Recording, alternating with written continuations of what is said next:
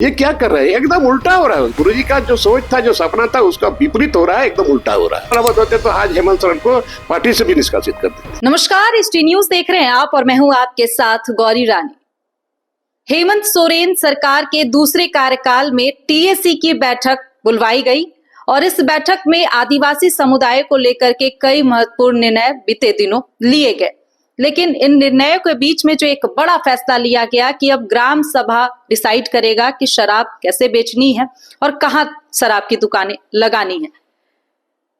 दिशोम गुरु शिबू सोरेन शराब का विरोध किया करते थे। वो कहते थे कि समाज के लिए और खुद के लिए शराब अच्छी चीज नहीं है। तो ऐसे में हमारे साथ इसी खास मुद्दे पर बातचीत करने के लिए पूर्व विधायक लोबीन हेम्ब्रम है। लंबे समय से दिशोम गुरु शिबू सोरेन के साथ आंदोलन से लेकर के अब तक उनके साथ जुड़े रहे। तो सबसे पहले तो दादा, आपका डी न्यूज में बहुत स्वागत है। लंबे समय के बाद हमारी मुलाकात हुई। स्वागत। दादा, सबसे पहले समझने की कोशिश करेंगे, जो टीएसी की बैठक हुई और इस बैठक में जो बीजेपी के जो दो सदस्य थे, बाबूलाल मरांडी और पूर्व मुख्यमंत्री चंपई सोरेन, दोनों इस बैठक से दूरी बनाए पहुंचे नहीं। कैसे देख रहे हैं उनका नहीं आना? क्या आदिवासी विरोधी कहा जाएगा उन्हें? देखिए, ये लोग नहीं आए, बहिष्कार किए, इसका मतलब है इसका समर्थन नहीं है। इसलिए क्योंकि शराब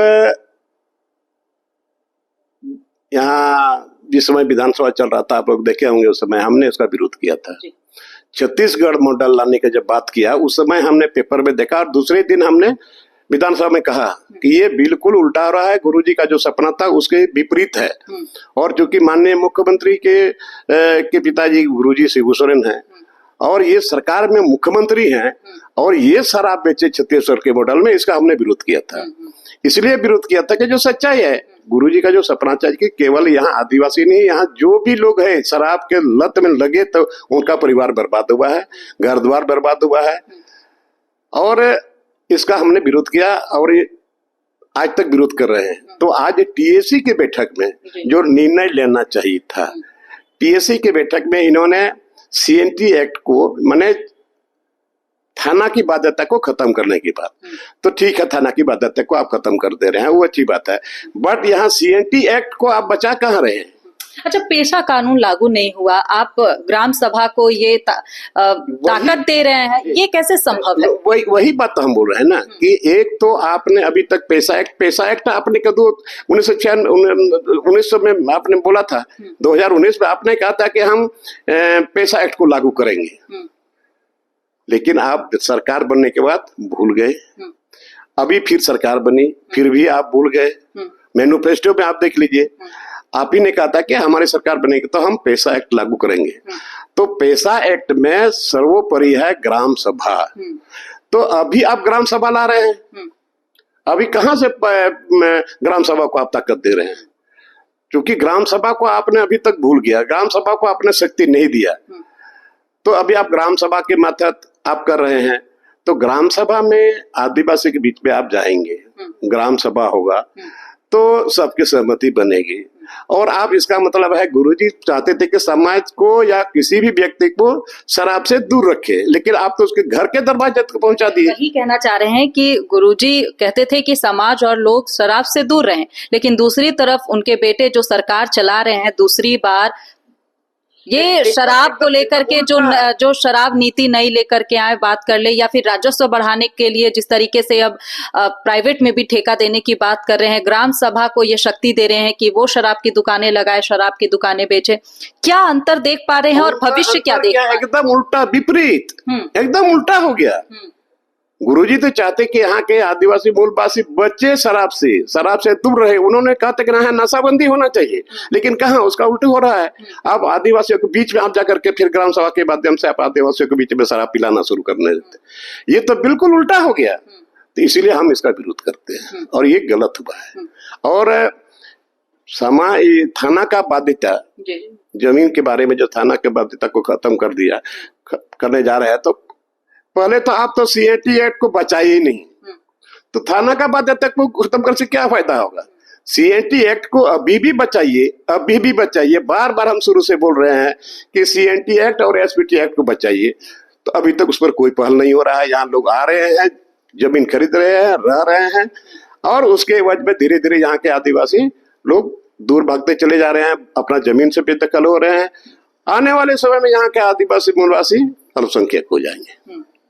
यही होगा, एकदम साफ हम लोग देख रहे हैं। तो जो चीज करना चाहिए वो न करके आप माने क्या लग रहा है, क्योंकि ये जो ट्राइबल एडवाइजरी काउंसिल की जो बैठक होती है मुख्यतः यह इसलिए की जाती है ताकि जो आदिवासी समुदाय है उनकी संस्कृति, उनकी धरोहर, उनकी जो शक्ति है उनको संरक्षण दिया जा सके, उनके उत्थान को लेकर के खासतौर पर ये बैठक होती है, जहां तक मैं समझ पा रही हूँ। तो आप क्या समझ रहे हैं कि सरकार किस दिशा में बढ़ रही है आदिवासियों को लेकर के, क्योंकि ये सरकार कहती है कि वो आदिवासियों की सरकार। इससे साफ यही परिलक्षित होता है कि आप आदिवासी शराब पियो।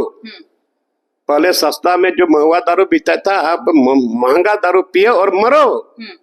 साफ यही है, और क्या है। आप पुत्र को कैसे देख रहे हैं फिर, क्योंकि आप उनके बेटे के पिता के साथ काम किए, लंबे समय तक रहे, क्या समझ पा रहे हैं? एकदम उल्टा है। गुरुजी की जो सपना था जल जंगल जमीन, आज इसके सरकार में जल जंगल जमीन सब समाप्त हो रहा है।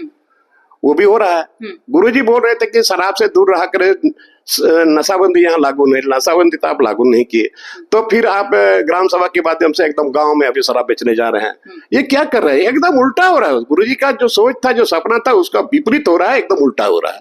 इसीलिए हम भी इसका क्या लग रहा है गुरुजी को इस मामले में जानकारी होगी, नहीं होगी? क्या अभी क्या कहा जाए, अभी क्या कहा जाए। गुरुजी का स्थिति ठीक नहीं है, बीमार चल रहे हैं, ठीक से याददाश्त कमजोर हो गया है, उसको नहीं पता चल रहा है। अगर उसको आज सही उसका दिमाग काम करता, ठीक तरीके से स्वस्थ रहते, तो जबरदस्त विरोध करते, जबरदस्त विरोध करते। और हमको लगता है होते तो आज हेमंत सोरेन को पार्टी से भी निष्कासित कर देते।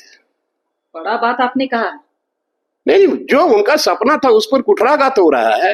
भाई एक तो मरना सबको है, गुरुजी मान लिया नहीं रहेंगे तो क्या इसके आत्मा को शांति मिलेगी क्या? तो ऐसा तो उम्मीद नहीं था, लेकिन ये क्या कर रहे हैं, उल्टा हो रहा। क्या लग रहा है सरकार कैसे चल रही है, इसी पर सवाल ले लेते हैं। सवाल तो चलिए रिया, यहाँ IAS लोग जा रहा है जेल, इसको क्या बोलिएगा। IAS लोग अभी 3-3 IAS लोग जेल चले गए, तो क्या मॉनिटरिंग करते हैं। कभी कभी बोलते हैं हम विभाग का मॉनिटरिंग करते हैं, फिर भी ऐसा हो रहा है, इतना घोटाला हो रहा है, इतना भ्रष्टाचार हो गया, इतना भ्रष्टाचार। इसी शराब घोटाले में विनय चौबे IAS की गिरफ्तारी, और कितने लोग जाएंगे। ये हम तो कहते हैं इसका CBI जांच होना चाहिए था। आप भी मांग कर रहे हैं? जी, CBI जांच। CB पर भरोसा नहीं है आप लोगों को अपने राज्य के? हमको भरोसा नहीं है और लोगों को भी भरोसा नहीं है।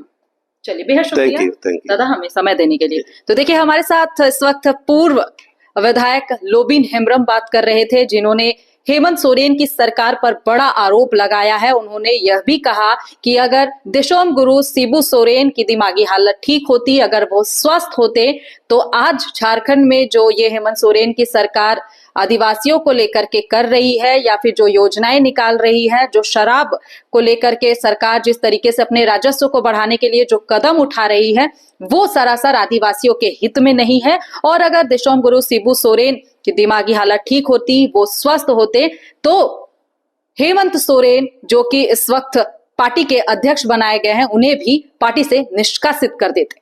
फिलहाल खबर में इतना ही, मुझे दीजिए इजाजत, नमस्कार।